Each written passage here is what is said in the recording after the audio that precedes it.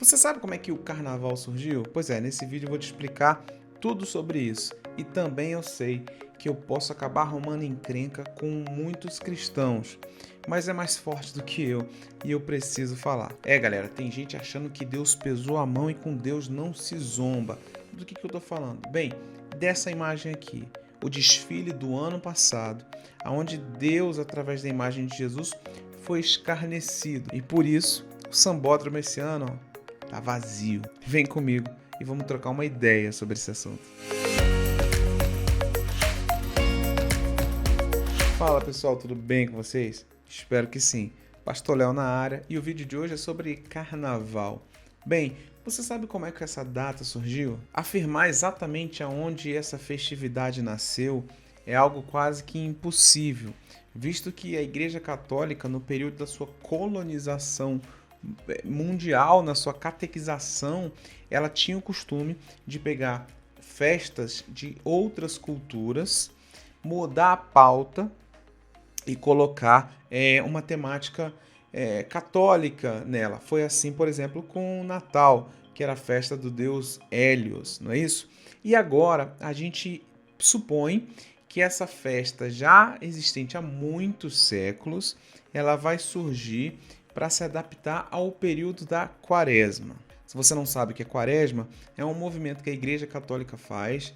Aliás, a Igreja Evangélica não participa da Quaresma, que antevê a Páscoa. A Quaresma são 40 dias onde os cristãos católicos abrem mão, renunciam de uma série de coisas.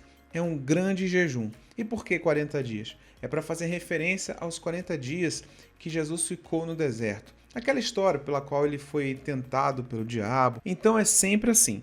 Passados os 40 dias da Quaresma, vem a Páscoa. E a Páscoa, para o cristianismo, é a celebração mais importante de todas. Algumas pessoas podem falar, poxa, não é o Natal, que é o nascimento de Jesus? Realmente, o Natal é uma festa emblemática e muito importante. Mas a peso histórico espiritual, a Páscoa é mais importante ainda, porque é o momento que Jesus morre na cruz para remir a humanidade dos seus pecados. Aí agora você está pensando, mas espera aí, o que é a Páscoa, o que a Quaresma tem a ver com o Carnaval? Cara, tem tudo a ver, tudo mesmo. Porque a Quaresma antevê a Páscoa. E o que o Carnaval faz? Ele antevê a Quaresma. Então a ordem é assim: Carnaval, Quaresma e Páscoa. E por que isso? A Quaresma é um período de grande renúncia. A Quaresma raiz, digamos assim, não é a Quaresma Nutella que muito católico faz hoje em dia, que fala, não, eu vou fazer um propósito, né? Fica sem comer chocolate 40 dias, fica sem beber álcool, né? Ou então alguém não sei o quê. A Quaresma, na sua originalidade, era uma abstinência em jejum de tudo. Era bebida alcoólica, com certeza, mas também festas, passeios, os casais casados, relações íntimas. Era uma renúncia. As mulheres, maquiagem, 40 dias. Você imagina isso? Então, era um propósito de jejum mesmo, né? Profundo. Eu vou trazer um vídeo aqui explicando o jejum bíblico, que talvez você nunca tenha jejuado da maneira bíblica até hoje. Você vai se impressionar com o que eu vou te falar. Mas então, como a Quaresma era um período de grande renúncia, o que eles fizeram? Vamos fazer uma festa de despedida, ou seja, o carnaval, que do latim carnavalis, né, que significa, sabe o quê? Afastamento da carne. A ideia primaz era a seguinte: já que a gente vai ficar 40 dias sem fazer nada, vamos fazer um dia antes do início uma festa, onde a gente vai dançar, comer, beber, se divertir, etc e tal. Então era quase que uma despedida para aquele período. Mas como o ser humano é pecaminoso na sua essência, o carnaval, né, o carnavale, ele ficou mais atraente do que o período da Quaresma. E o que um dia foi o afastamento da carne se transformou na festa da carne. Olha a perversão da obra inicial. O que podia ser algo bom, benéfico, se transformou em algo extremamente pecaminoso. O que era para ser o carnavalis, afastamento da carne, se transformou no carnavalis, festa em celebração a carne, ou seja, a carnalidade. Muitas pessoas dão crédito à França como o principal país que modelou o carnaval. Porém, séculos atrás, o carnaval era uma festividade para a elite, só para os nobres, para as pessoas ricas, que eram esses famosos bailes de máscaras que com certeza você já viu algum. Só que o carnaval vindo para o Brasil, aqui ele tomou forma, tomou corpo e se popularizou para o mundo. Então, se você quiser dizer alguma coisa que o Brasil exportou, foi o carnaval. Não criou o carnaval, mas modelou como é nos dias de hoje e tirou da burguesia o carnaval. O carnaval agora é do povão, é da galera. São os blocos de rua, são as culturas sendo expressas de maneiras diversas, né? Do norte ao sul do país a gente tem vários tipos de expressões carnavalescas. E claro, as principais, que são as televisivas, né? As principais expressões de carnaval, que são as que passam na televisão, nos sambódromos. E aí a gente abre uma polêmica poderosa, uma polêmica, meu irmão, cara, na boa, que me deixou chateado e eu quero compartilhar isso com você. Mas é claro, antes de entrar na treta, se você gostou dessa mini aula de história aqui que você acabou de receber sobre o Carnaval, Quaresma e Páscoa, deixa o seu like que nos ajuda demais. Quando você deixa o like, você está dizendo para mim que gostou. Quando você compartilha e mais pessoas assistem, mostra que o trabalho que a gente está fazendo nesse canal está valendo a pena, está dando certo. E o meu desafio aqui é entregar 3 vídeos por semana para você. Então, se você ainda não é inscrito, se inscreva imediatamente, que são conteúdos inteligentes, divertidos e muito profundos. Conteúdos que vão te fazer pensar. E, cara, se você tem uma mentalidade, crente é tudo igual, eu não gosto de religião. Se você pensa assim, me dá uma chance, me escuta um pouquinho, porque você vai entender Jesus, o Evangelho, fora desses padrões dogmáticos, engessados, religiosos. Agora é treta que você quer, né? Vamos lá, então, vamos tretar um pouquinho, vamos lá. É o seguinte, numa boa, na boa mesmo, assim. Eu vi alguns pastores publicando coisas nas redes sociais, alguns irmãos printando tela e repostando, etc e tal. Galera, vamos abrir um diálogo de bom senso, é fundamental. Cristianismo é bom senso. Cristianismo é equilíbrio. A cruz, ela não tomba nem para a direita nem para a esquerda. A cruz é equilibrada. O evangelho precisa disso. E às vezes eu vejo alguns cristãos aí desequilibrados nas suas opiniões. E isso me incomoda muito. Poxa, no ano de 2020 rolou um escárnio da fé. Rolou um desfile de escola de samba que ofendeu deixou alguns crentes, alguns católicos magoadinhos, né? Eles ficaram chateadinhos. E tudo bem, eu respeito. Só que a gente precisa entender qual é a relação de Deus com isso e não a nós. Tá, se por acaso você não viu exatamente qual foi a cena que mais escandalizou os crentes no carnaval do ano passado, eu vou passar aqui, vamos só assistir junto para você poder entender o que causou tanto estresse, né? Tá lá, ó, vamos lá. Tá aí o diabo, ó, puxando Jesus, arrastando Jesus, né? Tipo ele fortão, todo imponente aí, com seu tridente e tudo. Aí vem um anjo ali, pega ele, o outro já empurra, vem o diabo, empurra ele cai no chão de novo e vai apanhando e toma uma surra do capeta, etc. Tá, acho que tá bom já aqui. Então o que acontece? Isso foi um escárnio? Foi um escárnio.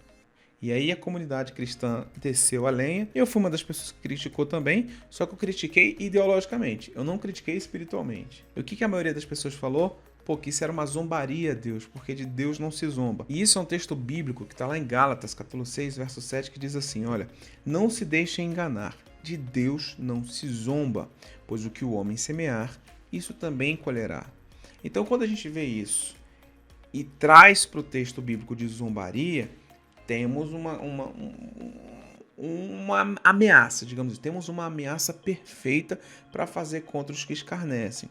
Mas para esse texto a gente precisa falar de duas coisas, entender duas coisas importantíssimas. Primeira coisa nesse texto, o apóstolo Paulo está falando aos Gálatas, aos crentes da igreja, aos cristãos. Então, antes de ler só Gálatas 6:7, leia Gálatas 6, do 1 ao 8. E aí você vai entender o contexto, e ali são para os cristãos que conhecem a verdade, mas ainda têm uma vida de pecado. E aí Deus está falando, ô hipócrita, Não zoa não, não zomba não, de Deus não se zomba. Porque se Deus fosse punir todos os que criticam a sua imagem, a sua fé, irmãos, a humanidade já tinha sido extinguida. A segunda coisa para a gente avaliar sobre esse desfile, antropopatia. Você sabe o que significa isso? É um nome feio, ou até um nome legal para dar para um peixe, talvez. Mas antropopatia é quando nós colocamos em Deus sentimentos de homens. E também temos outro nome, já que estamos falando de física, vamos lá. Antropomorfismo é quando colocamos formas de homem em Deus. Então, antropopatia, sentimentos humanos em Deus. Antropomorfismo, formas de homens em Deus. Exemplos: antropomorfismo. Os olhos de Deus estão sobre toda a terra. Não estão sobre toda a terra porque Deus não tem olhos. Deus é cego? Não, pelo amor de Deus. Deus não tem olho, Deus não tem braço, Deus não tem forma de ser humano. Mas para que a gente possa entendê-lo, a gente coloca essas formas. Sentimento, antropopatia, quando nós colocamos raiva, ira, ciúme, sentimentos nossos, nós colocamos em Deus para poder entendê-lo. Porém, Deus não tem sentimentos. Aí alguém pode falar, poxa, mas Deus é amor. É claro, isso para que a gente entenda. Mas Deus não pega pilha, Deus não cai na zoeira, Deus não apela. Deus não é um religioso legalista, um pré-adolescente que sofre bullying e fica, agora eu vou irar, vou ficar chateado. Não, isso não acontece. Eu não estou dizendo que Deus não pune o que faz heresia, mas não pune como nós gostaríamos que punisse. Deus não pune as pessoas dentro da nossa unidade de medida de julgamento. Ele tem a dele, que é um mistério, mas que não é dentro daquilo que a gente pensa. Porque o ser humano é vingativo. Se Deus fosse fazer justiça e vingança com todo mundo que faz as coisas contra ele, meu irmão, não sobrava mais ninguém. Mas esse desfile foi um escárnio. Beleza, o Porta dos Fundos já escarneceu. E tá todo mundo aí bem. E graças a Deus, eu não torço para que eles se lasquem. Não. Eu não consumo porque não vejo graça no material deles, mas eles estão aí. Então, quantas coisas já tiveram, quantas novelas na televisão já fizeram escárnio da fé? E as emissoras estão aí funcionando. Quantas empresas já fizeram propagandas e publicidade escarnecendo na fé e elas estão aí faturando milhões. Então, não seja infantil de pensar que esse ano não está tendo carnaval porque Deus ficou chateado com o desfile do ano anterior. Isso é um absurdo, chega a ser infantil. Os pastores que estimulam isso estão querendo fazer algo chamado viés da confirmação. Sabe o que é o viés da confirmação?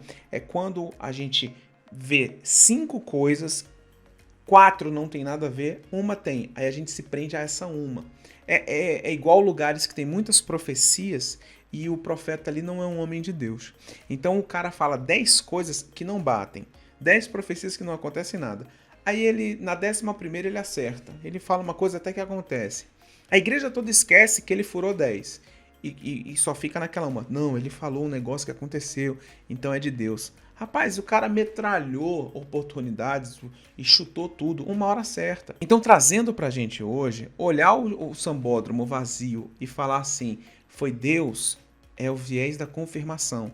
Porque, além de sambódromos, igrejas estão vazias. Foi Deus que fechou a igreja também? Porque tem pastores hereges? Porque tem muita igreja que tem pastor herege. Tem muita igreja que tem padre herege. E aí? E eu não sou defensor de carnaval, não. Eu acho que é uma cultura que faz mal para nossa sociedade. Mas o sambódromo tá fechado não foi porque Deus ficou ofendidinho do carnaval passado. É porque nós estamos vivendo uma pandemia. Então o sambódromo tá fechado, o shopping tá fechado, o estádio de futebol tá fechado, igrejas estão fechadas. Tá tudo fechado. Agora eu vou fingir que não tem nada disso para mandar não, Deus, olha aí, ó, foi zoar de Deus e agora isso é infantilidade, isso é mediocridade. Um cara que não é crente vê um post desse, ele fica ofendido, porque muitas pessoas morreram, milhares de cristãos morreram, milhares de pessoas boas morreram, muita gente bacana tá sem emprego por causa dessa desgraçada dessa pandemia. Aí alguém vai querer surfar onda dizendo, não, é porque foi Deus aí chateado com o sambódromo. Não, o sambódromo estaria funcionando se não fosse a pandemia. E se você associa a pandemia a uma obra de Deus, meu amigo, aí fica difícil, né? Aí fica difícil. Você se segurou até aqui, ouviu até o final, meu amigo, parabéns. Eu quero saber o que você pensa sobre isso. Coloca aqui nos comentários. Se você discorda de mim, eu te respeito por isso. Vamos conversar. Aqui eu dialogo com quem concorda e com quem não dialoga, porque seria contraditório da minha parte não defender esse posicionamento. Eu sou aberto ao diálogo e gosto de responsabilidades equilibradas no exercício da fé e no respeito ao contraditório. Um beijo no coração. Forte abraço.